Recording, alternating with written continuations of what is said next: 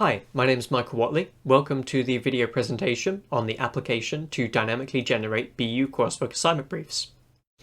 So, the problem that this project aims to solve is that of BU coursework assignment briefs taking much longer than necessary to go through the creation and particularly the approval process to eventually end up available to students. So the current system involves using a Microsoft Word template wherein red placeholder text is replaced by the lecturers with the assessed task and the details that go along with the assessed task. So the main problem with this system is the fact that it opens up the possibility for users to implement formatting errors.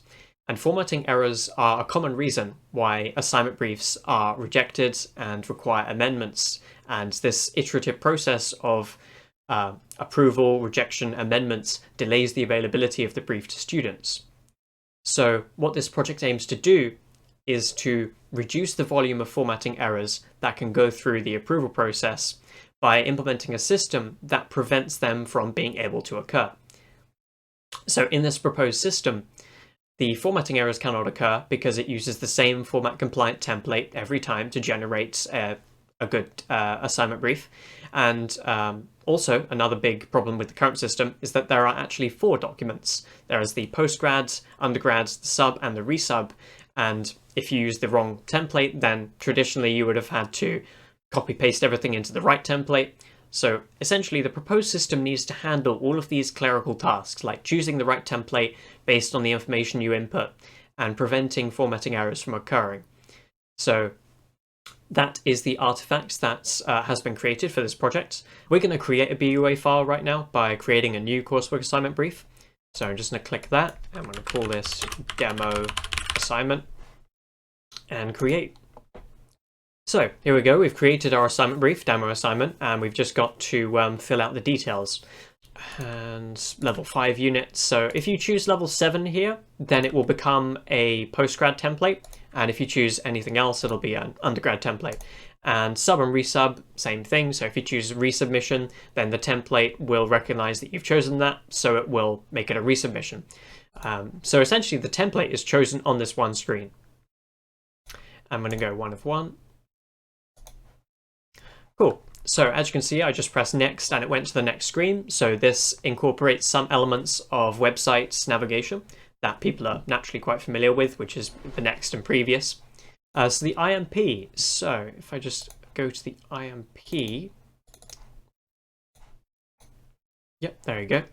So we've just opened up the IMP file. So feedback essentially suggested that the submission due date should not be set randomly. It should be set according to the IMP to make sure it's consistent. So that's why by default, the process of doing this involves opening an IMP file or independent marking plan file. And we've just opened it and you can see all the records and you can select a date from that file. So we're going to select this one. We'll pretend that this is the unit we're doing. So it's the 18th of the 5th, 2021, which is only 4 days away. And yep, so now that's set. There is still the option to change the date. If I press this button, then we can still override it.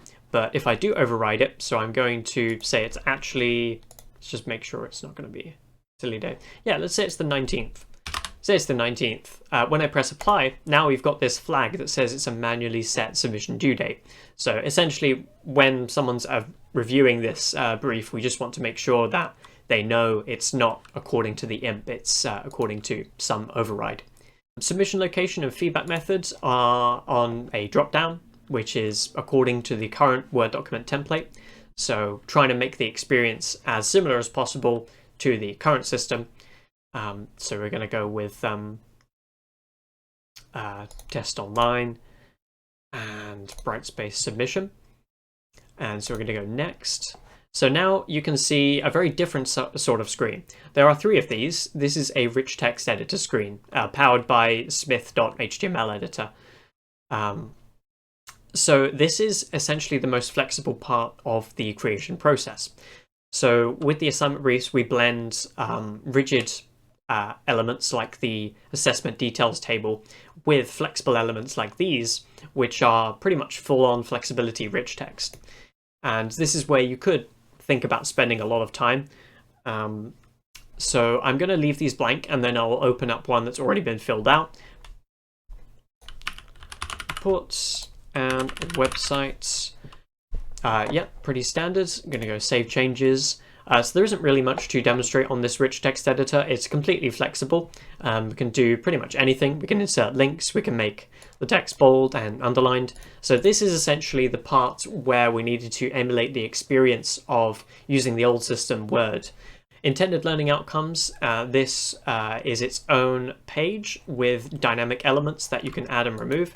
Add another ILO and something. And then if I delete number 4, you can see that the numbers remain consistent, so it's still 1, 2, 3, 4. And you can have up to 10 of these, and yeah, so I'll just press next. Note that I don't have to press save or anything for each individual ILO, which is a nice user experience thing. I just press next, and I can go previous, previous again if I want to, and it's all still preserved, which is great.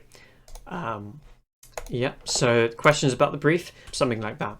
And as you can see, the signature marker is automatically auto-completed to the same as the unit leader, which is myself in this case.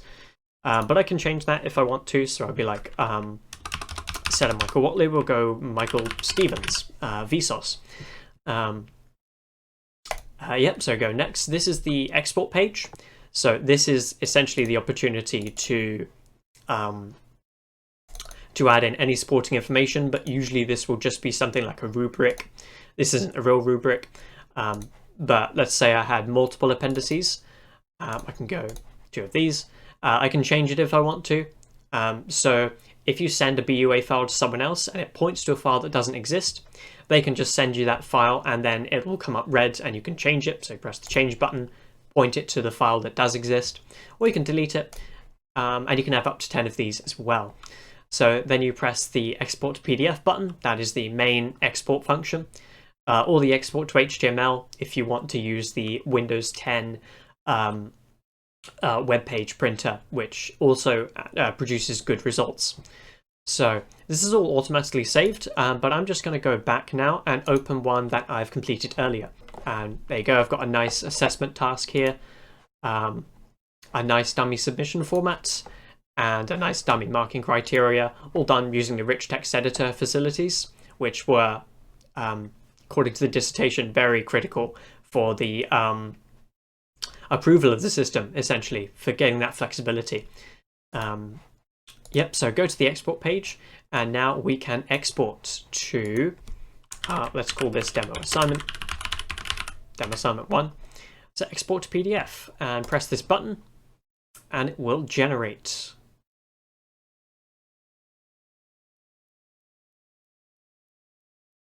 Here we go, here is our new PDF. So this is a format compliant coursework assignment brief.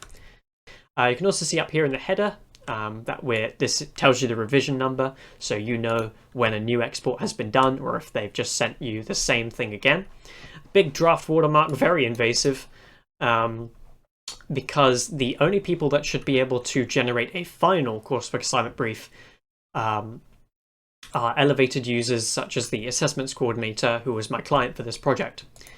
Just to demonstrate that functionality, I will get the passwords and essentially unlock.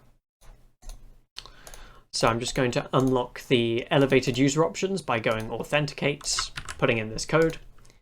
And now if I open up assignment 1 again, I will have the option to make a final export, which is usually a restricted feature. And here we go. So this is the same document without the draft watermark, because this is created using the elevated user export to final PDF function. So as for how the solution goes towards solving the problem that it aims to solve, it does allow for the automatic and dynamic creation of BU coursework assignment briefs, and it does remove the possibility of introducing template-related format errors, such as bolding parts of the assessment details table and using the wrong template. So it handles all of those tasks for you, which reduces the volume of errors entering the approval process, and therefore theoretically should speed up the process of getting assignment briefs approved. What needs to happen is the application needs to be uncoupled from the template format that it emulates every time you press the export button. And if that happens, then we've essentially future-proofed the system so that it works with any new templates that come along, or any new revisions of the template that come along. And yeah, that's pretty much it for the video presentation. Thank you very much.